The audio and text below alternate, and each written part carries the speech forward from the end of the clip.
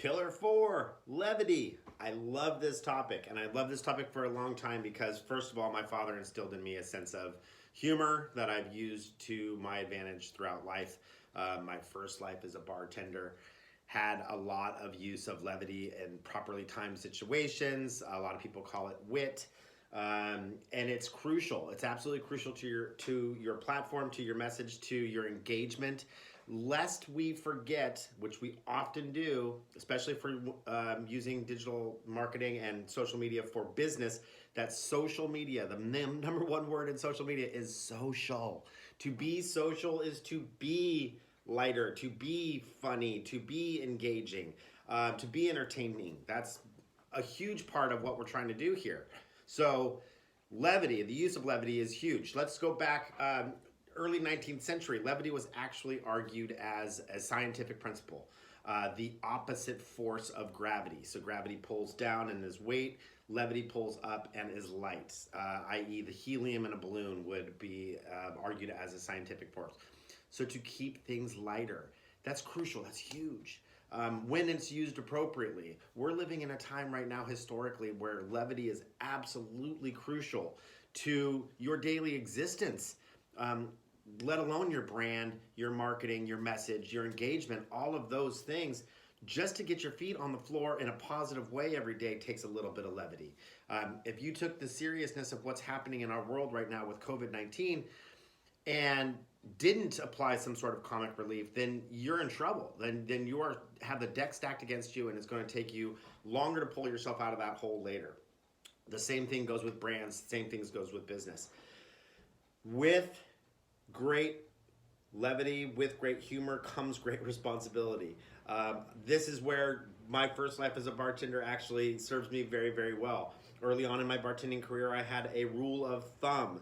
You are not to talk about specific things at my bar top.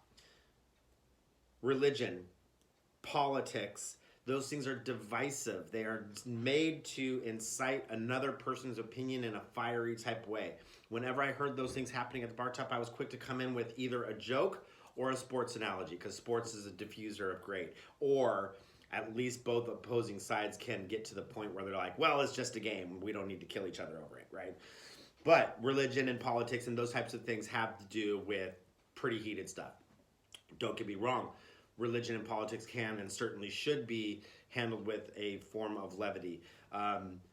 But in this particular instance that we're talking about in our time in history, COVID-19 is the perfect example of what type of levity to use. I implore you to go out, look at other people's major brands, social media lines, and take a look at what they're doing. Are they just browbeating you with facts that are dark, sinister, and real? Or are they sprinkling in a message of lightness that allows you to kind of take it up a notch? And then going back to the responsible part of levity, memes. Memes are huge. One-time photo pins that you can throw up onto Instagram, social media, Facebook, Instagram, Twitter, wherever it is that you're at.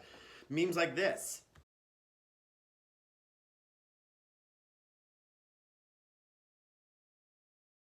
I mean, that's funny. That's funny because it's true, but it's also non-divisive. It does not go tiptoe towards the politics, towards the religion, the science, the conspiracy theory, all of the divisive parts of what COVID-19 is right now. It takes you away from that. How can you tie your brand into levity and still keep it on point? There's a lot of ways to be funny inside your industry that people haven't done before.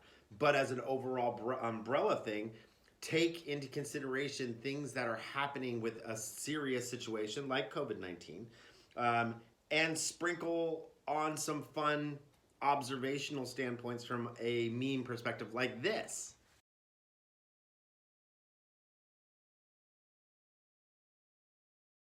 Right? I mean, at that point in time, when I started circulating that meme through some of my clients that were doing to-go food for restaurants and or essential businesses that were allowed to stay open, it was a draw. It was an absolute draw. We even took that one step further and said, hey, come and see us because we have toilet paper, and we will give you a roll with every purchase that you make. You know what I mean? It's like move and adapt to the times, but keep it what I like to call vanilla. Don't give them an opportunity to poke holes in it, and or more importantly, use levity as an opportunity for people to see what side of the fence that you fall on one way or the other. Remember that you are catering to a large public, a large viewing audience, and you want to appease everybody. And the only way to do that as a business and a brand responsibly is to stay as vanilla as possible. So use levity at every chance that you can. I incorporate 1 to 2 pieces of levity into every one of my clients' social media feeds once a week. And then expound on things that take charge. Like you'll look and see that the levity post had a lot more engagement than another post. Take that idea and spin off of it and build and evolve and work it out. Over time, if you're not comfortable with humor at the very moment, over time, your peer review and approval will boost your ability to use levity in any situation that you possibly can. But social media is a great place to start. Social media is a great place to hone your skills, if you will. But go out there and don't be afraid to throw something out there and see if it makes people laugh a little bit. If it makes you chuckle, it's probably going to make another person chuckle, and that could very well be your next client.